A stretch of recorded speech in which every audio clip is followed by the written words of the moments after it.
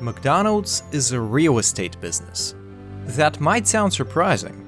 After all, who hasn't at least once in their lifetime indulged in the glorious experience that is a Happy Meal?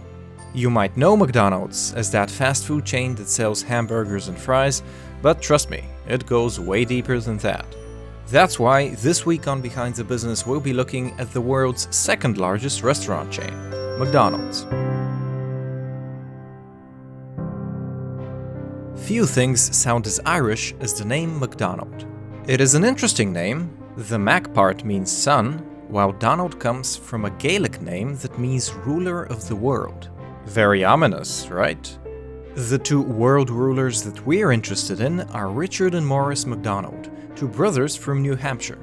In the 1920s, they moved to California, where they started a movie theater and a hot dog stand, but they eventually went bust when the Great Depression came around. Their first big success came in 1940, when they opened a barbecue joint in San Bernardino. Now at the time, virtually all restaurants were mom-and-pop establishments, with their own unique taste and cooking methods. Drive-ins with roller skating waitresses were all the rage back then, but they weren't particularly efficient. You had to wait half an hour to get your order, and half of the time they got it wrong. The McDonald's barbecue was no different, and although it did turn a profit, the brothers knew they could do better. They realized that most of their income was coming from just three products: hamburgers, french fries, and Coke. And after running the place for 8 years, the brothers decided to make a radical makeover. They dropped most of their menu to focus on their best sellers, and then they redesigned the entire kitchen around that. The cooking process started to look like an assembly line, which allowed the brothers to fill customer orders in as little as 30 seconds. They abandoned the drive-in concept in favor of a walk-up counter, and they stopped using cutlery and dishes entirely, replacing them with disposable packaging. In an instant, their restaurant became a sensation, drawing in attention from across the country. One of the people they attracted was this guy, Ray Kroc. He was a natural-born hustler who at the age of 15 had lied his way into serving as a Red Cross ambulance driver during World War I. Interestingly enough, he served alongside Walt Disney in France, but they didn't really keep in touch after the war. Like most people from the post-war years, Ray had worked dozens of jobs: jazz pianist, radio DJ, paper cup salesman, you name it. In the early 1950s, he was traveling cross-country trying to sell expensive milkshake machines, but he wasn't really doing a good job at it. One day in 1954, however, he got an order for 8 of them, and it was from none other than the McDonald brothers. When Ray made his way to San Bernardino, he fell in love with their restaurant and immediately offered to franchise it.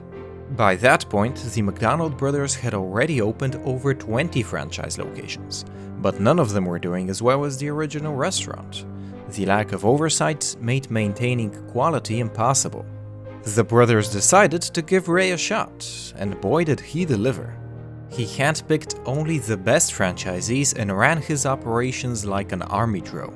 In the span of just 6 years, Ray built 100 McDonald's restaurants, while the McDonald brothers were basically managing their own joint. Ray eventually grew tired of them. They'd reap 0.5% of all sales for doing nothing, while roadblocking Ray's suggestions for improving the franchise. To cut them out, Ray figured out a brilliant strategy. He'd buy the land all future restaurants would be built upon, and then he'd lease it to his franchisees. This way, Ray got to keep almost all of the profits from the business, while leaving the McDonald brothers empty-handed. Of course, the brothers weren't very happy at that, but there wasn't anything they could do, and in 1961 they finally agreed to sell their franchise to Ray for $2.7 million. With the brothers out of the way, Ray stepped on the accelerator, implementing all the changes he had wanted, like redoing the logo and creating a mascot. He also expanded the menu, adding the Filet-O-Fish in 1965 and the Big Mac in 1968. That same year, Ray celebrated opening store number 1000 and adopted the modern iteration of the Golden Arches logo. Throughout the next decades, McDonald's would keep expanding, and not just in the US. They pioneered breakfast fast food with the introduction of the Egg McMuffin in 1972. They added stuff like Chicken McNuggets and the Happy Meal, which would eventually make them the world's largest toy distributor. By 1988, they had 10,000 restaurants, and although Ray was no longer alive, the company kept on growing without him. Thanks to their iconic Hamburger University, the McDonald's franchise had some of the best-trained managers in the fast food industry. This allowed them to stay one step ahead of competitors like Burger King and Wendy's. Since then, McDonald's have continued expanding their menu into what we know today. In 2006, the franchise underwent its first major redesign since the 1970s, adopting the so-called Forever Young design, which features comfortable sofas and armchairs. Interestingly enough, today McDonald's isn't the world's largest restaurant chain. That title goes to Subway, who have almost 45,000 locations compared to 37,000 for McDonald's.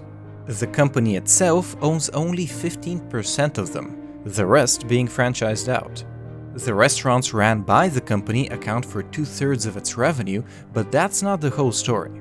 In reality, it costs way more to run your own restaurant than it does to sit back and collect rent. In 2014, for example, company-operated stores generated $18.2 billion, but McDonald's got to keep only $2.9 billion. In comparison, out of the $9.2 billion coming in from franchisees, the company kept $7.6, a stunning 80%. So even though McDonald's seems to be flipping burgers, in reality, they're playing Monopoly instead.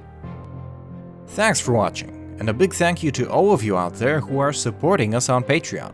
If you like the history of McDonald's, feel free to subscribe for more, and to check out the full Behind the Business playlist for the interesting stories of other big companies. Once again, thanks a lot for watching, and as always, stay smart.